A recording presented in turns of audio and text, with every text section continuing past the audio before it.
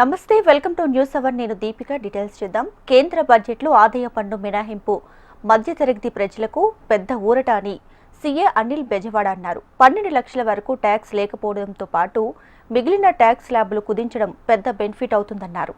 అలాగే ఓవరాల్ బడ్జెట్లో కొన్ని అంశాలు మాత్రమే నిరాశపరిచాయని అంటున్న సీఏ అనిల్తో మా ప్రతినిధి అనురాధ ఫేస్ టు ఫేస్. కేంద్ర ప్రభుత్వం బడ్జెట్ని రిలీజ్ చేసింది. అయితే ఈ బడ్జెట్లో చాలా ఎలికేషన్స్ జరిగినప్పటికీ కూడా ముఖ్యంగా ఇన్కమ్ ట్యాక్స్కి సంబంధించి మధ్యతరగతి ప్రజలకి చాలా ఊరట కలిగించే అంశంగా మనం చెప్పొచ్చు. అయితే ప్రస్తుతం నాతో ఈ అంశాల మీద చార్టెడ్ అకౌంటెంట్ అనిల్ బెజవాడ గారు ఉన్నారు. ఈ ఇన్కమ్ ట్యాక్స్ మినహాయింపులు అన్నవి ఏ విధంగా పబ్లిక్కి ఉపయోగపడతాయి అనేది ఒకసారి మాట్లాడదాం. సార్, ఈరోజు మీరు బడ్జెట్ని అబ్జర్వ్ చేశారు. ఇన్కమ్ ట్యాక్స్కి సంబంధించి దాదాపుగా 12 లక్షల రూపాయల వరకు కూడా ట్యాక్స్ మినహాయింపులు ఇవ్వడం జరిగింది. ఓవరాల్గా మీ అబ్జర్వేషన్లో ఈ పన్ను మినహాయింపు ఏ విధంగా ఉపయోగపడవు?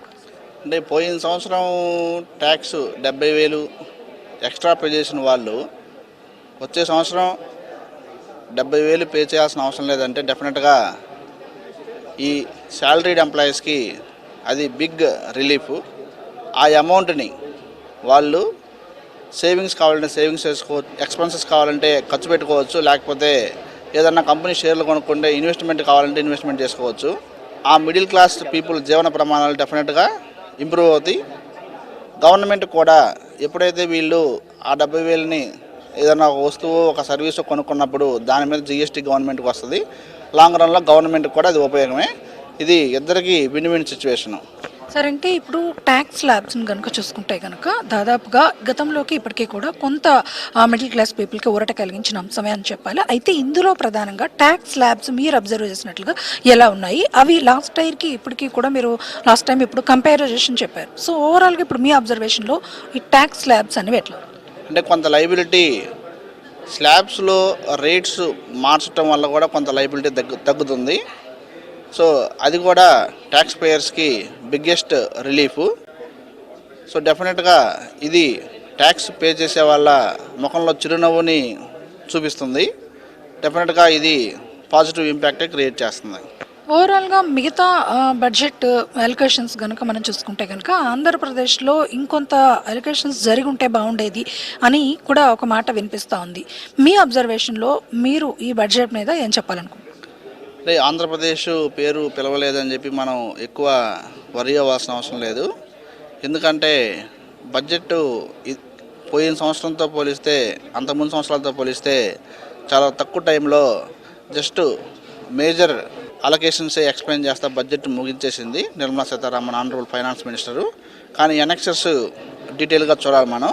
ఇప్పుడు దేశం మొత్తం మీద 120 ఎయిర్పోర్ట్లను డెవలప్ చేస్తున్నారంటే డెఫినెట్గా మనకు ఒక 5 ఎయిర్పోర్ట్లు ఉంటాయి.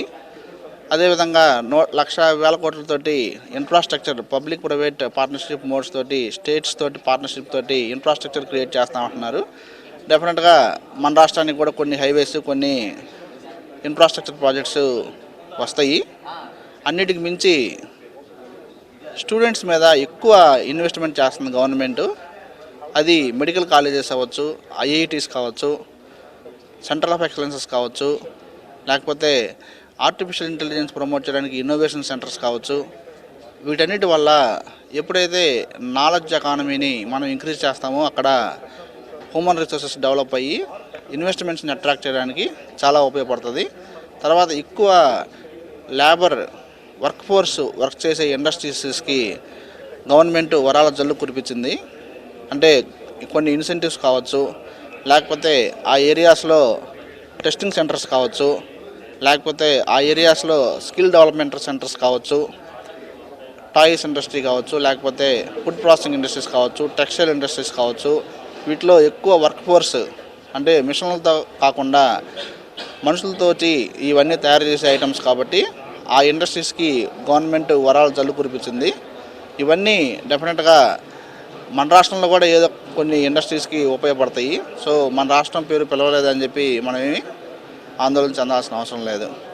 ఇది ఓవరాల్గా విద్యావేత్తలు కానీ ఎకనమిస్టులు కానీ చెప్తున్నమాట. ఏదైతే కేంద్ర ప్రభుత్వం ఇప్పుడు ఇన్కమ్ ట్యాక్స్ పన్ను మినహాయింపులను ఇచ్చిందో ఆ స్లాబ్ రేట్స్ కనుక చూసుకుంటే కనుక ఖచ్చితంగా అవి సాధారణమైన వ్యక్తులకి ఎంతో ఉపయుక్తంగా ఉంటాయని చెప్పేసి మేము భావిస్తున్నామని అంటున్నారు. ముఖ్యంగా ఈ ట్యాక్స్ స్లాబ్స్ అనేవి కనుక మనం చూసుకుంటే కనుక దాదాపుగా సాధారణంగా ఒక వ్యక్తి 12 లక్షల రూపాయల లోపు అంటే 10 లక్షల వరకు ఇవ్వచ్చు అనుకున్నారు. కానీ 12 లక్షల రూపాయల వరకు ఈసారి ట్యాక్స్ ఎగ్జామ్షన్ అనేది ఇచ్చారు. దాని వలన దాదాపుగా ఒక 70,000 రూపాయల వరకు కూడా ప్రతి వ్యక్తి నుంచి సేవ్ అయ్యే అవకాశం ఉంటుంది. అది మళ్ళీ తిరిగి ఇన్కమ్ జనరేట్ చేసుకునే అవకాశం ఉంటుంది. కాబట్టి ఇవన్నీ కూడా పరిగణలోకి తీసుకుంటే కనుక ఇది పన్ను ఇన్కమ్ ట్యాక్స్ మినహాయింపు అనేది మాత్రం చాలా మంచి అంశంగా మేము భావిస్తున్నామని అంటున్నారు. వీడియో జర్నలిస్ట్ ధనుష్తో అనురాధ, HM టీవీ, విశాఖపట్నం.